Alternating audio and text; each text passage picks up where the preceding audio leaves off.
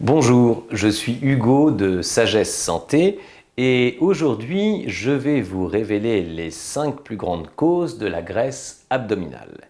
Et même si c'est un cliché, la première de ces raisons c'est que vous mangez plus de calories que vous n'en brûlez. C'est un phénomène naturel. Si vous ingérez autant de calories que vous en brûlez, alors tout va bien. Mais si vous consommez plus et dépensez moins, alors il y a une différence. Et c'est toutes ces calories que vous allez stocker. Dans le cas contraire, si vous dépensez plus de calories que vous n'en consommez, alors vous perdrez du poids. Évidemment, il est alors facile de penser, si je mange moins, j'aurai moins de calories et les deux quantités seront à nouveau égales. On se dit alors qu'il faut manger moins de graisse. Et c'est là que tout commence, parce que les lipides ne sont pas que de la graisse. Diminuer l'apport en lipides, cela pousse le corps à dépenser des glucides et appelle une plus grande consommation de glucides, résultat davantage de graisse abdominale.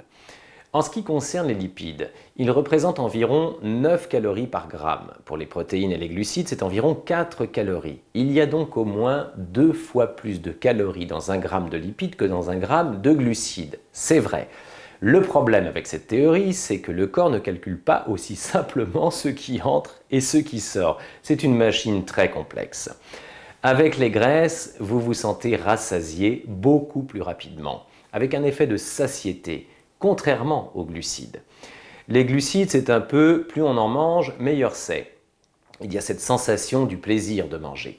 Si vous avez besoin d'énergie et que vous devez manger parce que vous vous sentez un peu fatigué ou que vous vous sentez vide, vous allez avoir envie de glucides. Et ça, c'est une réaction typique d'une personne dépendante au sucre. Quand on mange des sucres, on a très vite de l'énergie, mais elle disparaît également très vite. Et c'est là que les graisses sont intéressantes. Elles apportent plus d'énergie et rendent la combustion plus stable et plus longue quand elles sont brûlées. Ce qui n'est pas le cas avec les glucides. Quand vous mangez des glucides, vous produisez de l'insuline et l'insuline provoque le stockage des graisses. Donc pour maigrir, il n'est pas nécessaire de se dire qu'il faut manger moins de calories. Si vous voulez perdre de la graisse, il ne faut pas limiter sa consommation de lipides. Parce que les lipides contiennent aussi des oméga 3 et des acides gras qui stimulent la combustion des graisses. C'était notre premier point. La seconde cause à la présence de graisse abdominale, c'est la consommation trop importante de glucides simples. Ce sont les glucides dits raffinés, des glucides qui ont subi une transformation. Ils produisent un pic de glycémie dans le sang. Par exemple, lorsque vous mangez des fruits et des légumes, vous ingérez des fibres naturellement présentes. Elles ont pour but de limiter l'augmentation de la glycémie. Avec cette augmentation, votre corps produit de l'insuline qui à son tour favorisera le stockage des graisses. Votre glycémie augmente donc tout doucement et reste au même niveau pendant longtemps avant de redescendre tout doucement. Votre taux de glucose reste donc correct en sachant que le glucose est ce que le corps retire des glucides.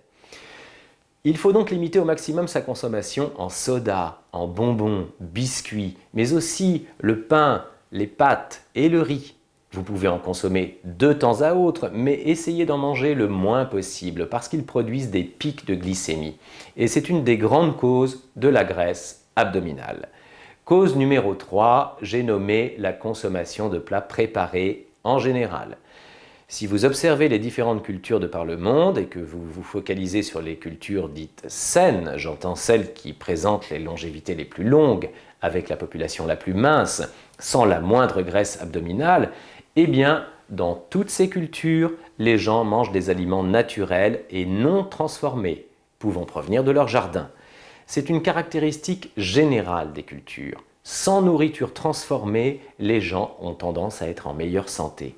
Vous devez donc limiter votre consommation de boissons en canette et de nourriture en sachet. Cela stimulera la combustion des graisses.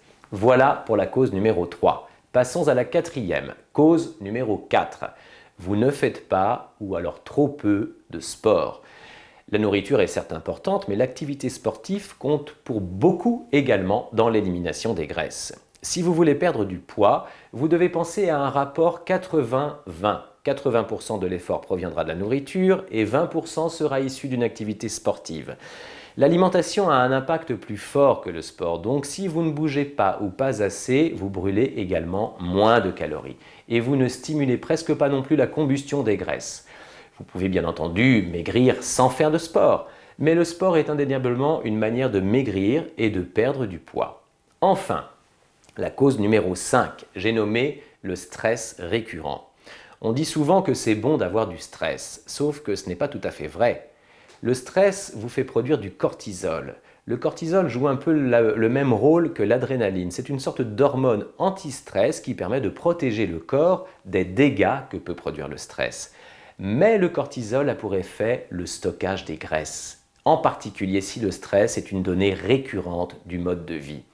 Si vous avez un gros stress, c'est très bon, ponctuellement. Par exemple, si on vous jette un seau d'eau froide, vous allez avoir du mal à rester calme et impassible. Vous allez avoir une réaction pour répondre à une situation inattendue.